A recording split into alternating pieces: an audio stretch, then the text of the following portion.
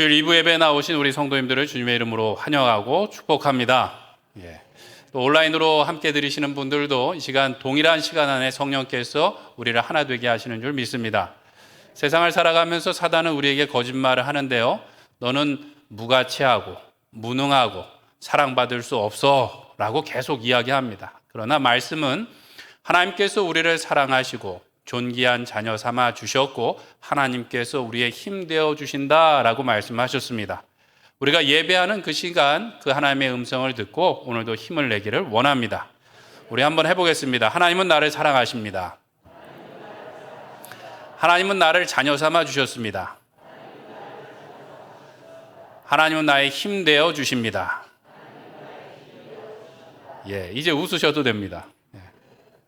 웃기를 주저하는 마음은 하나님을 잘 모르는 마음이다라는 이야기가 있습니다. 하나님은 기쁨의 하나님이시고 우리가 예배할 때 하나님께서 우리에게 힘 주시고 우리를 기쁨으로 충만케 하시는 줄 믿습니다. 당나라를 세웠던 당태종이 한 번은 신하들을 모아놓고 물어봤다고 합니다. 창업과 수송 중에 어느 것이 더 어렵느냐라고 물어봤대요. 창업은 무엇인가 하면 나라를 세우는 일이고요. 수성은 그것을 계승 발전시키는 것을 말합니다. 나라를 얻는 것과 그것을 지켜나가는 것 중에 어느 것이 어렵겠느냐라고 물었다는 거죠. 무엇이 더 어려울까요? 얻는 것과 지키는 것, 무엇이 더 어려울까요? 답을 다 알고 계신데요. 신하 중에 방혈령이라는 사람은 천하가 어지러우면 많은 군웅들 또 영웅 호걸들이 일어납니다. 그들을 다 제압하고 나라를 얻는 것, 그것은 쉽지 않습니다. 그러니까 창업이 더 어렵습니다 라고 대답을 했어요. 그런데 신하 중에 위징이라는 사람은 이렇게 대답했습니다. 나라를 얻는 것은 하늘이 주고 백성이 주는 것입니다. 그런데 나라를 얻고 나면 제왕이 부주의해주고 또 교만해짐으로 나라를 잃는 경우가 더 많습니다. 그러니까 수성이 더 어렵습니다 라고 대답했다고 합니다. 무엇이 더 어려운가? 이 당태종은 당나라를 세우고 나서 제덕을 겸비한 수성형 인재를 많이 중용했다고 합니다. 그래서 중국의 역사가들은 그 당태종의 시대가 가장 평안했던 태평성대 시대였다라고 기록을 한다는 것이죠. 왜 이 말씀을 드리냐면요, 우리의 신앙생활도 이와 비슷한 것 같습니다. 우리가 구원을 얻는 것은 우리의 노력으로 얻는 것이 아니라 하나님께서 선물로 주셨어요. 그러나 우리가 성화되어져 가는 과정은 우리가 눈을 감는 그날까지 우리가 열심으로 달려가야 되는 줄로 믿습니다. 우리가 죽기까지 예수님을 닮아가는 그 일을 힘써가야 된다는 것이죠. 그래서 사도 바울은 빌립보서 3장 12절에서 이렇게 말합니다. 내가 이미 얻었다 함도 아니요 온전히 이루었다 함도 아니라 오직 내가 그리스도 예수께 잡힌 바 된 그것을 잡으려고 달려가노라. 아멘. 우리의 구원은 이미 확정되었습니다. 다만 눈 감는 그 순간까지 우리가 열심으로 달려가야 되는데 그 이유는 무엇인가? 남겨진 시간 가운데 예수님을 더 닮기 위해서, 예수님을 더 기뻐하고 기쁘시게 해드리기 위해서 최선을 다해가야 된다는 것이죠. 우리가 눈 감고 천국에 가는 그 순간 우리의 인격과 신앙과 또 우리의 영적인 모습이 완성되어서 주님 앞에 나아가게 될 줄로 믿습니다. 그때 조금 부끄러운 모습이 아니라 열심히 달려왔습니다 라고 말할 수 있는 우리 로뎀교회 성도님들 되시길 축원드립니다. 오늘 예루살렘이 처한 상황이 이와 같았습니다. 성을 일단은 완성을 시켰어요. 그렇게 걱정하며 또 여러 가지 어려움이 있었지만 성벽을 다 쌓았고 문을 잘 달았습니다. 그 소식을 듣고 대적들이 낙심하며 두려워했다라고 말하고 있어요. 그동안 그렇게 애를 써서 방해하려고 했는데 일단 성이 이렇게 든든하게 세워졌어요. 예루살렘이 이전에 함락되었을 때만큼은 아니지만 그래도 꽤 큰 규모로 이제 완성이 되었습니다. 그 안에 있었던 성전에서도 예배를 잘 드릴 수 있게 되었고요. 또 예루살렘 성이 딱 세워지고 나니까 그 안에 이제 관공서들이, 행정적인 업무들이 원활하게 잘 돌아갔을 거예요. 이전에는 대적들이 그냥 심심하면 와서 약탈하고 그들을 능욕했었는데 이제 그럴 일은 없다는 것이죠. 그런데 문제는 무엇인가 하면 그 성에 아직 거주하는 사람이 많지 않았다는 거예요. 거의 폐허처럼 변해서 그 성을 다 돌아볼 수 없었는데 이제 성벽을 다 세우긴 했어요.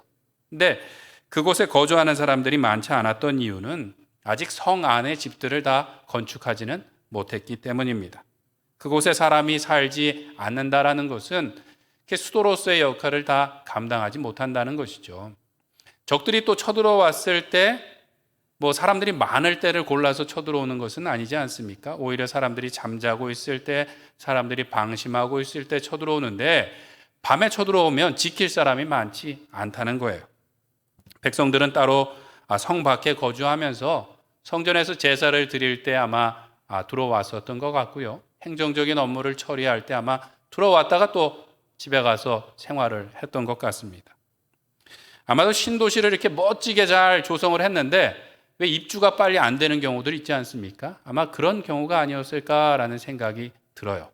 또 집이라는 것도 아무리 잘 지어놔도 이상하게 사람이 살아야지 그 집이 더욱더 빛나지 비어 있으면 자꾸 망가지는 것을 보게 됩니다. 그래서 느헤미야가 한 일은 무엇인가? 사람을 세워나가는 것이었습니다. 1절에 보면 문지기와 노래하는 자들과 레위인들을 세웠습니다. 그리고 그 다음은 자기의 동생인 하나니와 영문의 관원이었던 하나냐를 세워서 예루살렘을 이제 다스리게 했어요. 그리고 또 3절에 보면 예루살렘 주민이 각각 자기가 지키는 곳에서 파수하되라고 말하고 있는데요. 다른 성경에 보면 이것이 무슨 말인가 하면 거주하는 이들을 지키는 자로 임명했다라는 것입니다. 지키는 자로 임명을 딱 해놨어요. 왜 그런가 하면 인구가 많아서 그 상비군을 둘 수 있으면 되는데 그럴 만큼 인구도 많지 않고 아직 힘이 적으니까 향토 예비군으로 이제 임명을 한 겁니다. 자기가 맡은 구역은 자기가 지킵시다 이러고 딱 그 임명을 했다는 것이죠. 느헤미야는 성경의 표현대로 이 광대한 성읍을 어떻게 지켜나갔는가? 사람을 세워나갔다는 것이죠. 사람을 세웠는데 아무나 세운 것이 아니라 오늘 성경에 보니까 어떤 사람을 세웠어요? 충성스러운 사람이요 하나님을 경외하는 함이 무리 중에 뛰어난 사람들을 세웠다라는 것입니다. 충성스러운 사람, 하나님을 경외하는 사람들을 세워서 성을 든든히 세워나갔다라는 것인데요. 이것은 하나님 나라를 세워가는데 무엇이 중요하다는 말일까요? 성보다 사람이 더 중요하다라는 것이고요. 그 사람에게는 무엇이 중요한가? 충성됨과 하나님을 경외함이 중요하다라는 것입니다. 저는 이 본문을 읽으면서 어쩌면 이 느헤미야 때와 오늘 우리의 상황이 비슷하지 않은가라는 생각을 해보게 됩니다. 왜냐하면 한국 교회는 그동안에 아주 눈부신 성장을 이루어 왔습니다. 세계 어느 나라에도 없는 경제 성장뿐만 아니라 교회가 아주 눈부시게 발전해 왔어요. 이 작은 나라에서 세계 10위 안에 드는 교회들이 여러 곳이 있고요. 또 그 큰 나라인 미국 다음으로 선교사님을 많이 파송하는 그 한국 교회입니다. 그리고 대부분의 우리 나라를 이렇게 다니다 보면 교회들을 아주 예쁘게 지어놨습니다. 우리 로뎀 교회도 그렇지 않습니까? 이 서울에 있는 교회들뿐만 아니라 시골에 이렇게 다니다 보면 시골에 있는 교회도 아주 아담하고 예쁘게 잘 지어놨어요. 그래서 아마 시골에 있는 성도님들의 힘만이 아니라 또 고향 교회를 잘 짓기 위한 성도님들의 헌신, 또 다른 교회에서 도와서 건물을 잘 지어놨다는 것이죠. 근데 문제는 무엇인가? 그 크고 예쁜 건물들이 점점 비어가고 있다는 것이 문제라는 것이죠. 우리나라 전체 인구가 줄고 있기 때문이기도 하고요. 또 젊은 사람들이 점점 교회를 떠나가고 있습니다. 그리고 한국 교회 상황을 보면 신천지나 하나님의 교회나 또 통일교 같은 이단들이 자꾸만 공격하고 있는 형편입니다. 한국 교회를 본다면 오늘 본문의 말씀처럼 예배당은 광대한데 성도는 적다는 것이죠. 가옥은 미처 건축하지 못하였다라고 나오는데 이도 어쩌면 비슷한 것 같아요. 교회는 잘 졌는데 우리 성도님들 가운데 집 때문에 고생을 하시는 분들이 많이 있습니다. 집값이 올라갔고 점점 어떻게 되시냐 하면 이 교회 근처에서 하시는 것이 아니라 점점 바깥으로 가시는 것 같아요. 예전에 우리나라가 이렇게 경제 발전이 많이 이루어질 때는 어떻게 했는가? 저희 부모님의 세대는 보면 교회 건축이 먼저이다. 그래서 집의 건축을 미루기도 하고 때로는 집을 팔기도 하고 또 집을 담보로 대출을 받아서 교회 건축을 했습니다. 그리고 나서도 이제 집을 다시 구입할 수 있는 기회가 있었는데 지금은 그렇지 못한 것 같아요. 점점 집 때문에 교회에서 멀어지는 분들이 있습니다. 이미 시작부터 집 때문에 우리 성도님들 또 이 대출을 껴안고 살아가시는 분들이 많은 줄 압니다. 예전에 교회 옆에 살면서 하루 종일 교회에서 있었던 때와는 지금 조금 많이 달라졌다라는 것이죠. 또 코로나를 겪으면서 상황들이 많이 바뀌었어요. 또 앞으로 더 많이 바뀔 것 같습니다. 때문에 코로나가 끝날 때를 대비해서 우리는 더 많이 기도하고 또 그 일들에 대해서 대비를 해 나가야 되겠습니다. 단순히 우리가 옛날에 그 예배당의 모습, 또 우리가 예배당에서 그렇게 그냥 하루 종일 생활하면서 즐거웠던 모습만 추억해 갖고는 되지 않는다는 것이죠.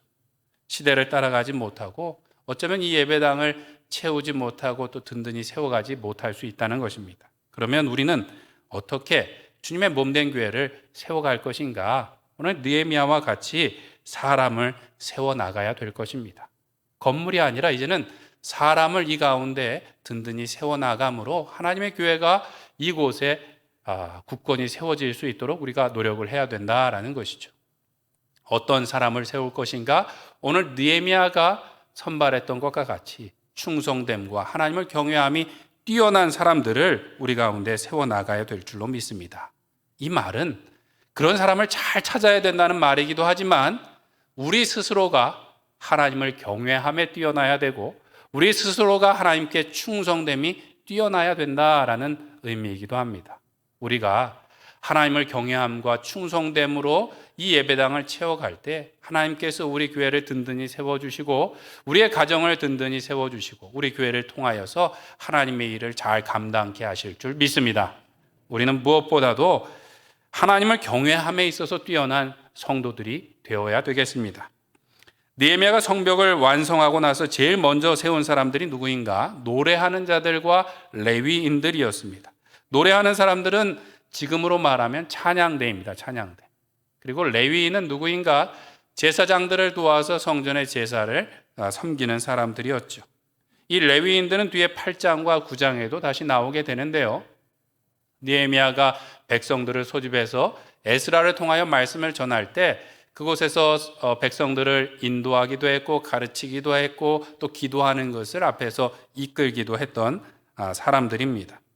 즉 느헤미야는 먼저 레위인들과 찬양대를 세워서 하나님을 예배하는 일, 하나님을 경외하는 일을 먼저 했다라는 것이죠. 하나님을 경외한다라는 것은 다른 무엇보다도 하나님께 먼저 나아가는 것입니다. 예전에 개업을 하든지 또 공사를 하든지 하면 무조건 먼저 예배를 드리고 시작하지 않았습니까? 전에 한번 우리 장로님 한 분께서도 말씀하시는데 차를 처음 구입하고 나면 어떻게 해야 되나요? 차를 운행하기 전에 목사님을 오시라 그래서 이제 기도를 받고 나서 이제 차를 운행했었던 기억이 있습니다.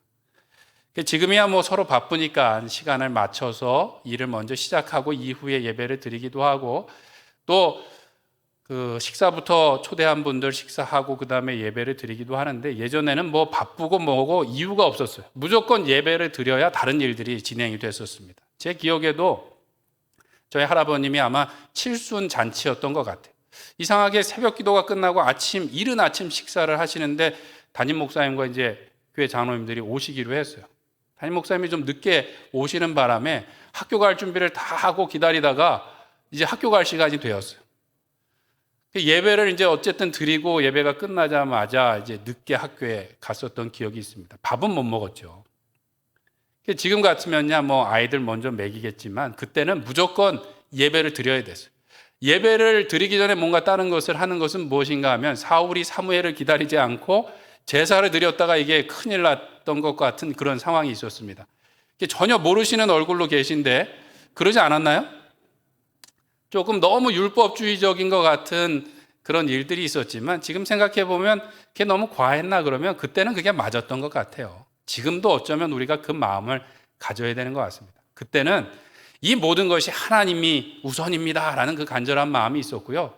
또 하나님이 복 주시지 않으면 안 됩니다라는 그 간절함이 있었던 것 같아요. 그러니까 뭐 다른 거 필요 없고 무조건 하나님 앞에 예배해야 그 다음에 시작되는 그런 마음이 있었던 것이죠. 이 먼저 하나님께 나아가는 것이 하나님을 경외하는 것인 줄 믿습니다. 우리가 일을 하고 또 돈을 많이 벌지만 그 중에 대부분은 누가 쓰나요? 우리가 쓰죠. 대부분은 우리가 써요. 그런데 하나님을 경외함은 무엇인가? 하나님의 것을 먼저 떼어놓고 구별하여 드리는 것이 하나님을 경외하는 것이죠. 우리의 시간도 대부분 나를 위해서, 우리의 자녀들을 위해서 사용합니다. 그러나 첫 시간을 하나님 앞에 기도하고 묵상하며 시작함으로 하나님께서 나의 생명의 주인이십니다. 나의 물질의 주인이십니다. 라는 것을 고백하는 것인 줄 믿습니다. 이 먼저라는 것은 주인 되심을 고백하는 것뿐만 아니라 하나님께서 다스리시는 분이심을 믿고 하나님께 맡겨드리는 것이기도 합니다. 하나님께서 하시지 않으면 안 됩니다. 라는 고백을 하는 것이죠. 제가 사역을 하면서 잊지 못할 예배가 있습니다. 사업장 예배였는데요. 오랫동안 공단에서 공장을 운영하시던 안수 집사님이 한 번은 목사님, 사업장에 오셔서 한번 예배를 드려주세요 라고 말씀하시는 거예요. 사업이 조금 어렵다라는 것을 제가 계속 알고 있었고 같이 기도했기 때문에 예배를 드리고 한 번 더 힘을 내시나 보다 그렇게 생각을 했어요. 그랬더니 집사님이 하시는 말씀이 그게 아니고요, 목사님 폐업 예배를 드려주세요 이렇게 말씀하시는 거예요. 교회 일이라면 마다하지 않고 늘 달려오시던 분이었는데 이게 사업이 조금씩 어려워지셨어요. 그래서 이제 공장을 다른 분에게 팔려고 내놨는데 이게 팔리지가 않는 거예요. 경기가 좋지가 않으니까. 그래서 그러면 안에 있는 장비만이라도 그래도 똑같은 일을 하는 사람에게 그래도 그냥 싸게라도 팔아야 되겠다 그러는데 장비도 안 나가는. 나중에는 하다 그 환경 관련해 갖고 이 허가를 내놓은 게 있는데 이것도 이제 그 값이 꽤 되는 거예요. 그래서 그것만이라도 팔려고 했는데 그것마저 나가지 않았어요. 정말 깨끗이 손을 털고 그곳에서 나와야 되는 그 상황 가운데 이제 예배를 드리게 된 것이죠. 가서 무슨 말씀을 전해야 되나, 어떻게 위로를 해야 되나, 또 무슨 소망을 선포해야 되나 사실 막막했습니다. 예배를 드리면서도 저한테 많은 생각이 있는데 이 안수 집사님, 권사님 부부는 어떤 마음이셨을까요?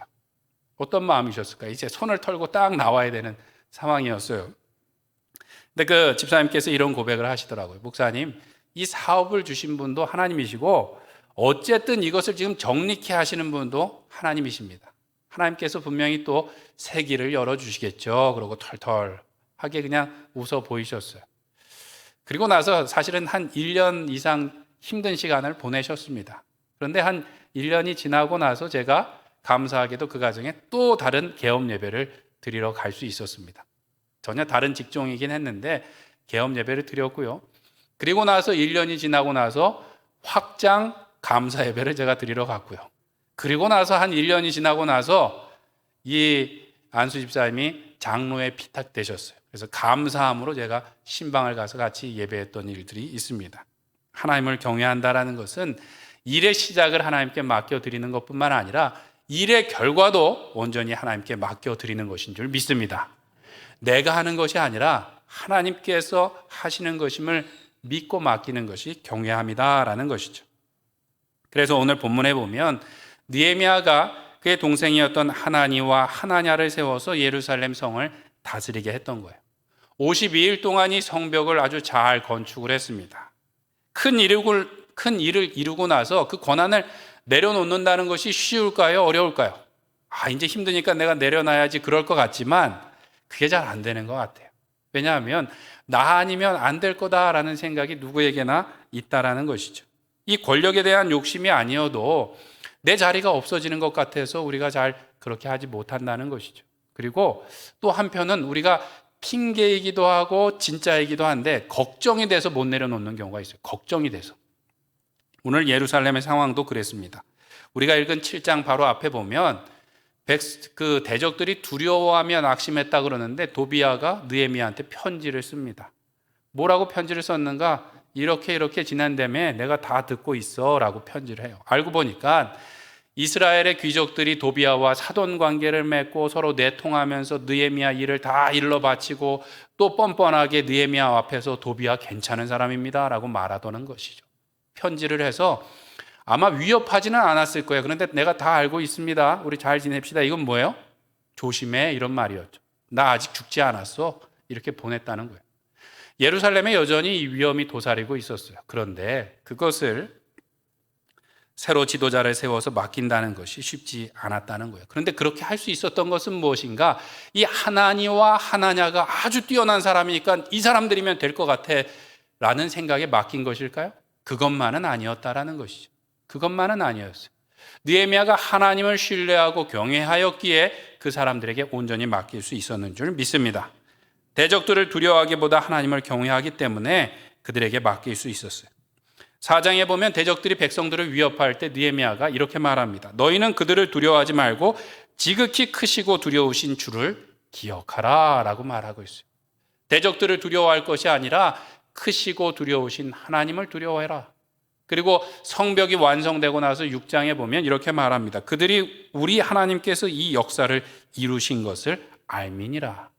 느헤미야가 느헤미야서를 기록하는데 나와 우리 백성들이 수고했다가 아니라 우리의 대적들도 하나님께서 이 일을 이루신 것을 알게 되었다라고 기록하고 있어요. 그 말은 느헤미야가 늘 마음속에 이 일은 하나님께서 이루실 겁니다라는 믿음으로 지금까지 왔는데 자신들뿐만 아니라 대적들까지도 그것을 알게 되었다라고 감사하며 적고 있는 것입니다.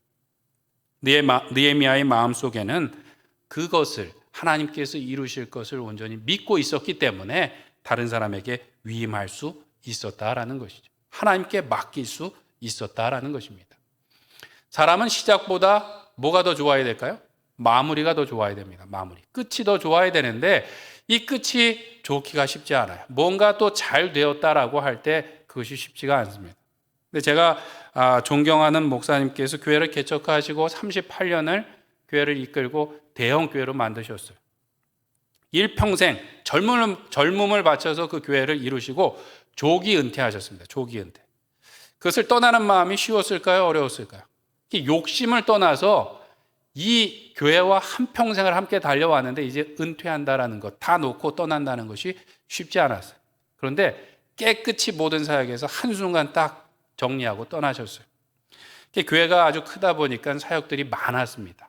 그리고 그 사역들 가운데는 제대로 잘 돌아가지 않는 것들이 있었어요. 그러니까 장로님들께서도 목사님, 요거는 조금 더 신경을 써주시고 요건 도와주셔야 되겠습니다. 이렇게 막 부탁을 하셨어요. 한번 그렇게 할까 그렇게 고민을 하셨는데 모든 것을 딱 손 놓고 떠나셨어요. 그 비결이 무엇인가 제가 여쭤봤어요. 그랬더니 목사님께서 하시는 말씀이 저는 하나님의 절대 주권을 믿습니다. 하나님의 절대 주권을 믿습니다. 하나님은 전능하시고 선하신 하나님이기에 하나님께서 그것을 다 잘 이끌어 가실 겁니다 라고 이야기를 하셨어요. 그러면서 솔직히 말씀하시는데 정말 그 어떤 순간에는 내가 말 한마디 더 하고 투표를 한 번 더 합시다 그러면 목사님이 그동안 계획해놨고 생각했던 대로 바꿀 수 있을 것 같은 유혹이 있대요. 그건 뭐 잘못된 게 아니라 그 방법이 맞을 것 같아서 한마디만 더 하면 될 것 같은데 그 순간에 이렇게 외치신다고 합니다. 하나님의 절대 주권. 하나님의 절대 주권. 하나님은 전능하시고 선하시다 라고 하면서 자신의 손이 아니라 하나님의 손에 맡겨 오셨다라는 것이죠. 바라기는 우리 로뎀교회도 하나님을 경외하고 하나님을 신뢰함으로 하나님의 손에 맡겨드리는 우리 모든 성도님들 되시길 간절히 축원드립니다. 교회가 커지면 여러 사역들이 늘어나지만 무엇보다 예배함이 우선이 되는 교회가 되기를 소원합니다. 또 교회가 커지면 여러 가지 중요한 일들이 늘어나지만 나를 신뢰하고 내가 붙잡고 있기보다는 하나님을 신뢰함으로 하나님께 맡겨드리고 우리의 젊은 세대 하나님을 경외하는 사람들을 더 많이 세워서 주님의 교회가 이전보다 더욱더 든든히 세워져 가기를 간절히 축원드립니다. 두 번째로 우리는 하나님의 충성스러운 사람들로 세워져야 되겠습니다. 느헤미야는 하나니와 하나냐를 세워서 예루살렘을 다스리게 했는데요. 그 이유가 보니까 그들이 충성스러운 사람이었기 때문이다라고 말합니다. 하나니는 느헤미야의 아우이긴 했지만 분명히 지도자를 선발하는 기준이 있었는데 그들은 하나님을 경외함이 뛰어나고 충성스러운 사람이었다는 것이죠. 어떻게 충성스러운 사람이었는가? 작은 일에 충성하는 사람이었습니다. 지도자로 선발됐던 하나냐는 영문의 관원이었다라고 말하고 있습니다. 영문의 관원. 이것은 무슨 말인가 하면요. 예루살렘 성에 문이 여러 군데 있지 않습니까? 그 중에 하나를 관리했던 사람이라는 것이죠. 이전에는 성문 하나를 관리하고 그것을 지키는 사람이었는데 그가 이제는 예루살렘 성 전체를 관리하고 지키는 사람이 되었던 거예요. 하급 관리에서 최고의 지도자가 되었습니다. 어떻게 이렇게 인정받을 수 있었을까요? 그가 맡았던 그 영문, 성문 하나를 잘 지키며 그것을 굳건히 세웠기에 하나님께서 그를 예루살렘 성 전체를 지키는 사람으로 세우셨다라는 것이죠. 작은 일에 충성하였기에 그에게 더 큰 일을 맡겨주셨다라는 것입니다. 마태복음 25장에 보면 달란트 비유에 나오는데요. 거기에 보면 예수님께서 말씀하십니다. 착하고 충성된 종아, 내가 적은 일에 충성하였음에 내가 많은 것을 내게 맡기리니 내 주인의 즐거움에 참여할지어다. 아멘. 분명한 것은 우리가 하나님의 작은 일에 충성할 때 하나님께서 우리에게 더 큰 일들을 맡겨주실 줄 믿습니다. 충성스러움이라는 것은 우리에게 맡겨진 일이 크든 작든 또 그것이 이해가 되든 안 되든 순종하는 것이 충성이에요. 충성. 내가 그것을 보고 판단해서 이건 좀 아닌 것 같은데 고쳐서 뭔가 일을 하는 것이 아니라 일단 명령하신 대로, 말씀하신 대로 그대로 순종하며 그 자리를 지키는 것이 충성이라는 것이죠. 하나님은 분명히 선하시고 그 말씀은 진리이심을 믿고 우리가 그 말씀을 따라서 한 걸음 한 걸음 나아가는 것이 충성됨입니다. 내가 보기에 너무 작고 힘들고 사람들이 하지 않는 일, 오히려 그 일을 하는 것이 하나님을 더욱더 기쁘게 해드리는 일인 줄 믿습니다. 사람들이 알아주지 않고 사람들이 보지 않지만 하나님께서는 모든 것을 다 보실 줄 믿습니다. 성경에 보면 은밀히 보시는 내 아버지께서 어떻게 하시리라? 갚아주시리라 라고 말씀하고 있어요. 또 마태복음 10장에 보면 누구든지 제자의 이름으로 이 작은 자 중 하나에게 냉수 한 그릇이라도 주는 자는 결단코 그 상을 잃지 않으리라 고 말씀하고 있습니다. 사람들이 보지 않는 곳에서 하나님께서 더 잘 보고 계신 줄 믿습니다. 하나님이 사람들이 알아주지 않아도 하나님께서는 반드시 우리의 땀과 기도와 우리의 수고를 갚아주실 줄 믿습니다.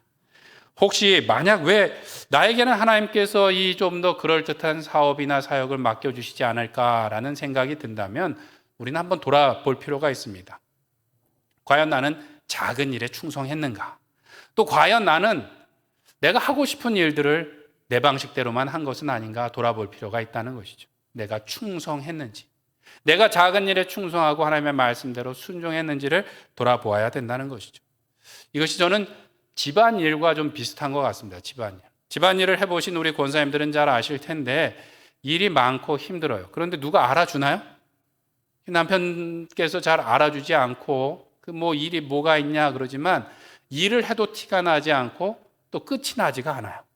뭘 처음과 시작 끝이 없고 늘 일을 해도 일뿐이고 누군가 알아주는 사람도 없습니다. 대부분 작고 번거로운 일들이기 때문에 그렇죠. 그런데 누군가 그 일을 하지 않으면 사실 가족들이 잘 살 수가 없는 일들이에요. 먹고 또 입고 먹고 또 우리가 자는 것 다 의식주와 관련된 일들인데 티가 잘 나지 않는 거예요. 누군가는 그 일을 해야만 된다는 것이죠. 교회도 마찬가지입니다. 교회가 그냥 우리가 주일날만 와서 이렇게 멋진 옷을 입고 와서 서로 그냥 거룩하게 인사하고 하나님 앞에 예배만 하는 것이 아니에요. 한 가족으로 부름받았기 때문에 사실 교회에도 집안일과 똑같은 일들이 있습니다. 남들 보지 않는 곳에서 수고하고 땀 흘려야 되는 일들이 있다라는 것이죠. 그 일을 누군가는 해야 된다는 거예요. 예쁜 옷, 멋진 옷을 입고 와서 내가 원하는 시간에 내가 하고 싶은 일만 해서는 이 교회가 같이 돌아갈 수가 없다는 거죠. 하나님을 섬기며 하나님을 예배하고 또 우리의 이웃들을 섬길 수가 없다는 거예요. 물론 그렇게 해도 되고 할 수 있는 사람들이 있습니다. 누군가 하면 우리의 자녀들이에요. 자녀들은 지금 자라나니까 예쁜 옷을 입고 와서 하나님을 예배하게 할 수 있고 또 새신자분들은 얼마든지 그럴 수가 있습니다. 그러나 집안에서 어른들이 우리 자녀들을 섬기는 것처럼 교회에서도 믿음이 성숙한 어른들이 더 많이 수고하고 또 섬겨야 되고 또 번거롭고 힘든 일들을 감당함이 있어야 되는 줄 믿습니다. 우리가 가족을 위해서 묵묵히 수고하고 섬길 때 그곳에서 하나님을 더 선명하게 만나게 될 줄로 믿고요. 그곳에서 우리가 예수님을 닮아가게 될 줄로 믿습니다. 오늘 본문에 느헤미야가 처음 세운 사람들이 누군가 하면 7장 1절에 문지기였습니다. 문지기.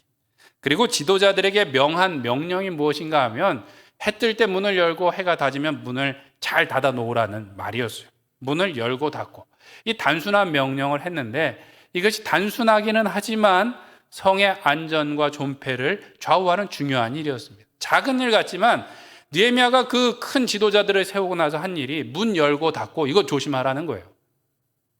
잘 기억하셔야 됩니다. 교회도 큰 일만 하는 게 아니에요. 문 열고 닫고 하는 일이 중요할 수 있다는 거예요. 중국에 만리장성이 있는데요. 오랜 세월이 지난 지금도 그 만리장성이 인공위성에서 보일 만큼 아주 든든하게 세워져 있습니다. 그렇죠? 저는 가보지 않았지만 하여튼 그림으로 보니까 아직도 든든하게 세워져 있습니다. 그런데 이 만리장성이 중국의 역사상 4번 정도 이렇게 뚫린 적이 있대요. 4번 정도 이게 뚫렸는데 그것이 허물어져서 적군이 침입해 온 것이 아니라고 합니다. 4번 다 적군이 문지기를 매수해서 그곳으로 들어왔대요. 성을 어마어마하게 잘 지어놨는데 그게 무너진 게 아니라 어떻게 해요? 사람이 매수돼서 사람이 그 문을 잘 지키지 않아서 그 성이 뚫렸다라는 것이죠. 우리도 우리에게 맡겨진 작은 일에 충성된 주님의 종들이 되어야 될 줄로 믿습니다. 나 하나쯤이야가 아니라 나는 끝까지라는 마음이 있어야 될 것입니다. 다른 사람들이 어찌하든지 나는 나에게 맡겨진 일을 또 말씀대로 순종하며 나가야 될 줄로 믿습니다.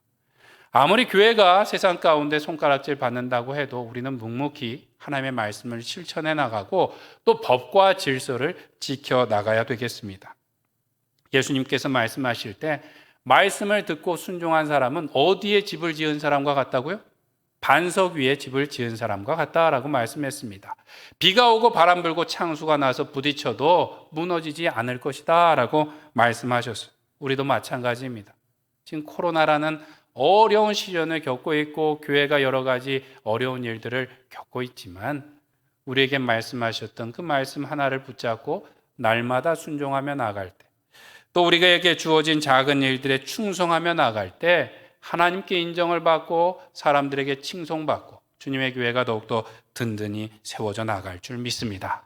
젊은 사람들이 많이 떠나는 이유가 교회가 성도들이 말과 행동이 다르다는 거예요. 말과 행동이 다르다는 거예요. 말로는 사랑을 말하고 말로는 진리를 말한다고 하는데 행동에서 실제로 그 원칙을 지키지 않는 면들이 있다는 것이죠.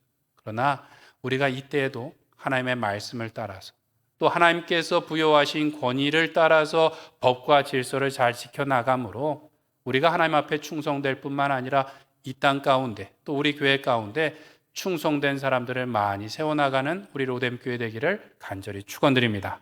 말씀을 정리하겠습니다. 백악관을 기도실로 만들었던 대통령이 있습니다. 누군가 하면 아브라함 링컨이었습니다. 그가 대통령직을 수행하는 동안 4년 동안 100만 명이 죽는 이 남북전쟁이 있었어요. 그리고 그가 대통령이 되기까지도 수많은 모욕과 위협과 또 무거운 일들을 다 처리해야만 됐어요. 우리가 잘 알고 있는 것처럼 노예해방이라는 그 큰 일을 완수하고 자유민주주의 국가로 이끌고 가지 않았습니까? 그가 그렇게 할 수 있었던 것은 무엇인가? 그가 하나님 앞에 충성되고 하나님을 경외하는 사람이었기 때문이라는 것이죠. 아마 링컨에 관한 위인전을 다 읽어보셨을 텐데 그는 어릴 적부터 정직하고 충성된 사람이었습니다.